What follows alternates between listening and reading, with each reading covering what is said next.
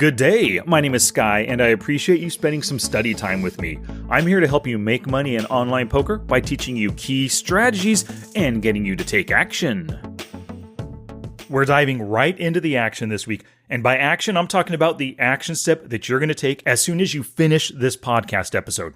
So this action step is a follow-up to last week's podcast, 16 Tips to Help You Play the Player. So here's what you're going to do over your next 5 play sessions. You're going to play with the attitude, I'm going to exploit them all. So here's how it works. Get your tables going, maybe just 1 or 2 tables at most, because your goal is to play every player on the table, make reads, make exploits. So you don't want to be inundated with too many hands, too many things to think about. So with every hand that you enter pre-flop, every play that you make post-flop, you're thinking specifically about the opponent that you're up against.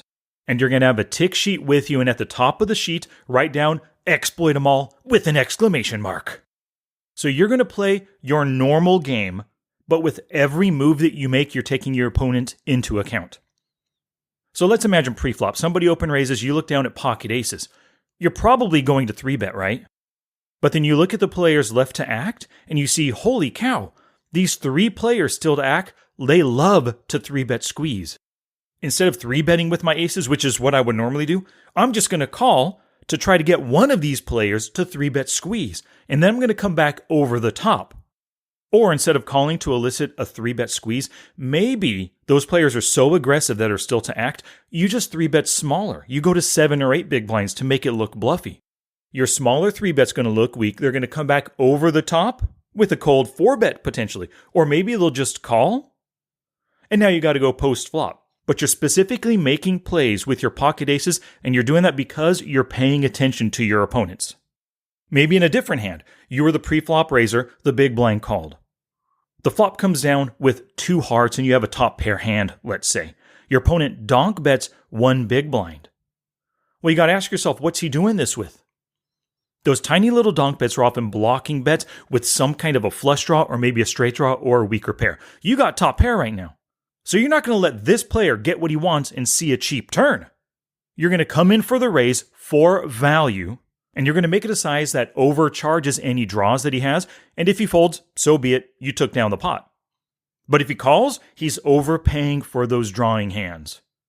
So you're not raising just because you have top pair. You're thinking specifically about that opponent and what he donk bet into you. Now, with both of those examples, that is playing the player. You're making plays that exploit your reads on them. And every time you do this with that tick sheet that you have that says at the top, exploit them all, exclamation mark, you just make a tick mark. In your first session, you're going to see how many tick marks you can get in an hour. And then for session 2, your goal is to get 10% more. So let's imagine that first hour, 2 tables, you got 20 tick marks. You exploited your opponents 20 times. Whether the exploits worked or not doesn't matter. The fact that you're taking your opponent into account, you're making plays specifically against that opponent, make a tick mark. You get 20 this session. The next session, you're going to strive for 22. Let's imagine the next session you actually hit 24. Let's go for 10% more again. Now you're striving for 27. So that is your task over your next 5 play sessions. Now, of course, if you want to check out those tips for playing the player again, which will help you exploit your opponents, just go to the show notes page for today, smartpokerstudy.com/pod503. Last week's episode is right there for you to check out, plus this week's challenge episode at the bottom of the page. And here's a bonus for you. In my Play the Player bootcamp, I released a demonstration video where I showed how I exploited my opponents at every opportunity for 25 different hands. Now that's a part of the Play the Player bootcamp, but I'm making it as a special bonus for you to watch just through the show notes page. It can't be found anywhere on YouTube.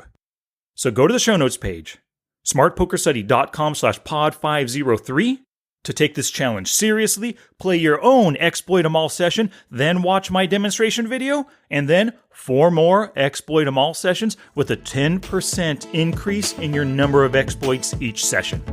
The ball is in your court. The whole cards are in your hand. It's time to exploit them all. Let's do this. Gambate!